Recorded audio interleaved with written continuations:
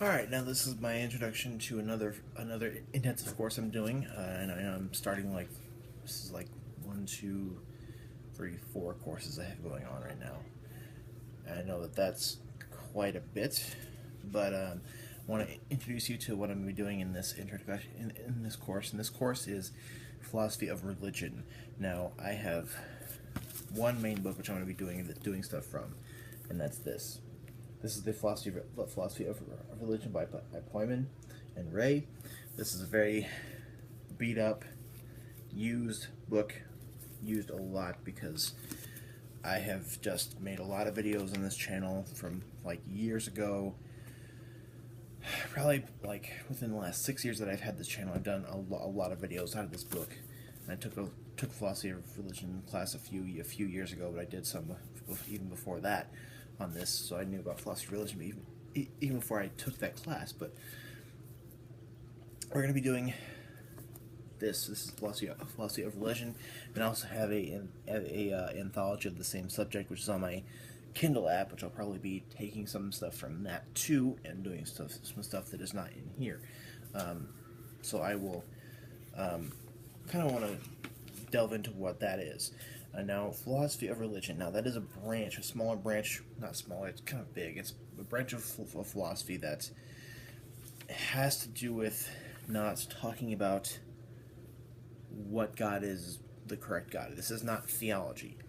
Now, theology is talking about the way God is, or who God is, and about the way heaven is, and about the way hell is, about which God is the right God to believe in, stuff like that. This is not that.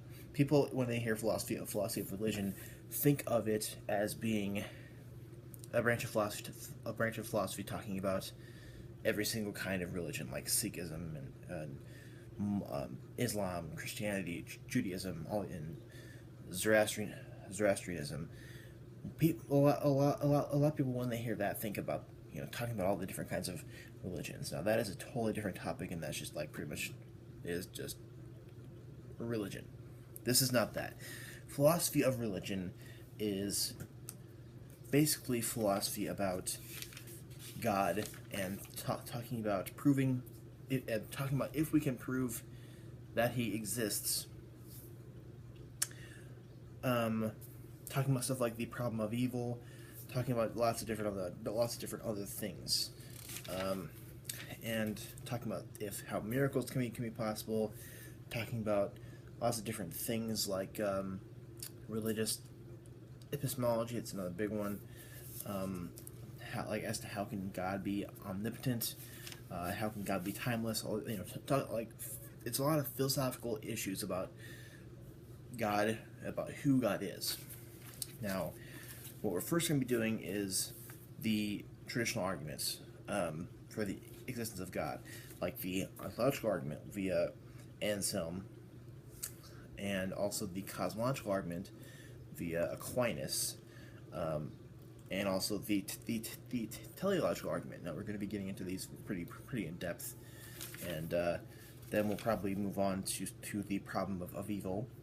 Now the problem of evil is like how people talk to people who believe in God. I do believe in God. I will say that off the bat, that I do believe in God. I am a Christian, so that might give me some kind of bias in talking about this. But in here, I will talk very little about what my opinions are on these things. I will talk about the issues and what the material is, and less about my beliefs per se.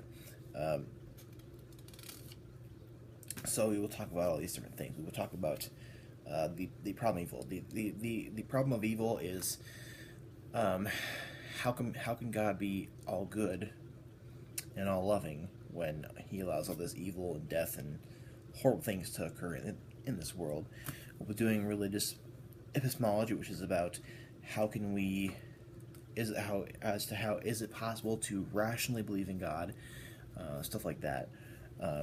Talking about stuff like miracles, stuff like and a lot of different other things. But and I kind of, after those few things I've mentioned, I'm not entirely sure as to where we'll go with that, but we will see about that. So I'll leave some I'll leave my two materials in the notes on my blog below. I'll leave a little intro entry there. So let me know what your thoughts are, and then let me know if there's something in this course that you want me to include. And thank you.